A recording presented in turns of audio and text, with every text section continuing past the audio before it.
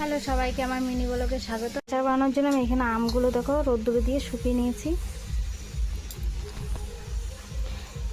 ভিনিগারটা আচার করার সময় তাহলে কী হয়, আচারটা নষ্ট হয় না তাড়াতাড়ি। ওর জন্য আমি যতবার আচার করি ভিনিগারটা দিই আচারের সঙ্গে। আমগুলো বেছে নেবো। আজকে আমি যেহেতু আচারে আম তেলের আচার করব, আমি ইন্ডাকশানে এটা বসিয়ে দিয়েছি। আর এবার সব এগুলো দিয়ে দেবো, যেগুলো মশলা গুঁড়ো করবো এগুলো।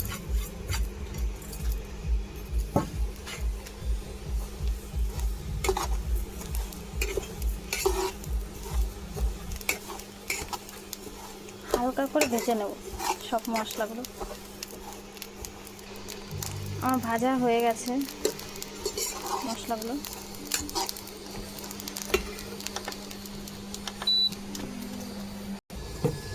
এবার আমি সর্ষে কটা হালকা ভেজে নেব।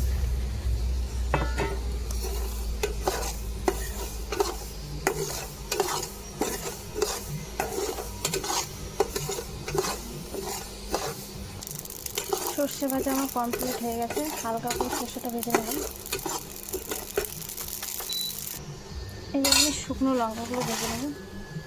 আমি যেহেতু 3-4 রকমের আচার বানাবো, তার জন্য মশলাটা একটু বেশি করে নিচ্ছি।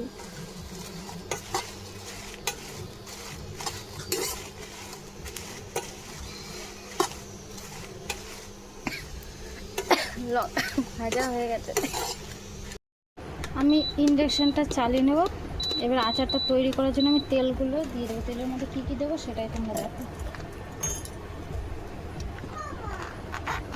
তেলের প্যাকেটটা কেটে তেলটা দিয়ে দিতে হবে।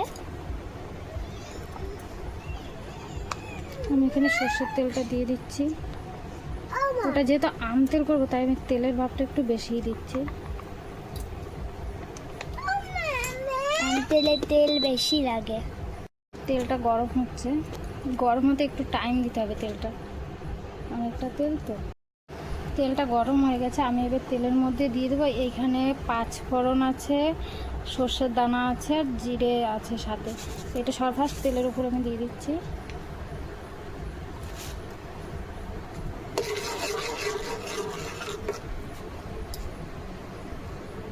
তো রেডি করে দিয়েছি। এবার এখানে একটু লবণ দিয়ে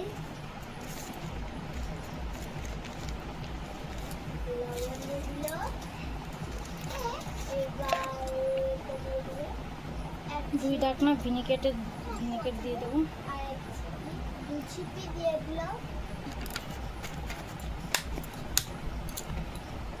আর এখানে সর্ষের তেল।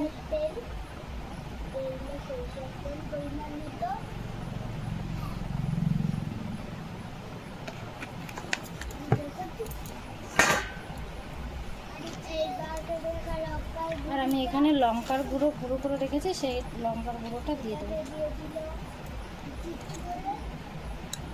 আমি লঙ্কার গুঁড়োটা বেশি দেবো না, এটা হচ্ছে 1.5 চামচের মতন দেবো লঙ্কার গুঁড়োটা।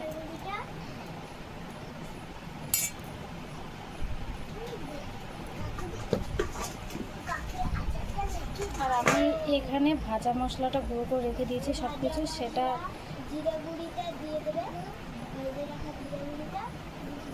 আমি ভাজা মশলাটা 3 চামচ দেবো, কারণ এখানে অনেক রকমের মশলা দেওয়া হয়েছে।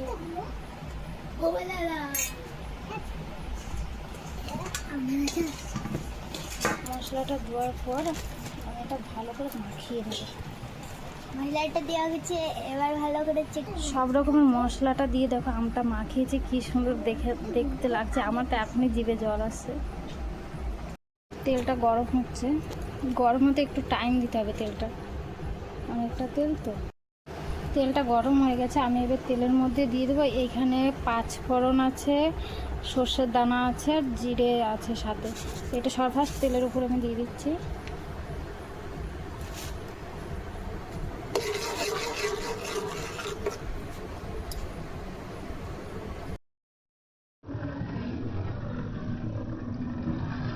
মশলাগুলো যা যা দিয়েছি ফোড়ন, আচারটা দেখো তেলটা ঢেলে দিয়েছি। আর তেলটা এত পরিমাণে ঝাঁজ বেরোচ্ছে, আমার যে পুরো চোখে জল চলে এসছে। এইভাবে তোমরা অবশ্যই একবার আম তেলের আচারটা বানিয়ে খাবে। এখন এই আচারটা পুরো রেডি হয়ে গেছে। 2-3 দিন একটু রোদ্দুরে দিলে পুরো কমপ্লিট আচারটা। আর এইভাবে আচারটাকে বানিয়ে খাবে, নষ্ট হবে না, পুরো 1 বছর থাকবে। আর খুব স্বাদও লাগে খেতে।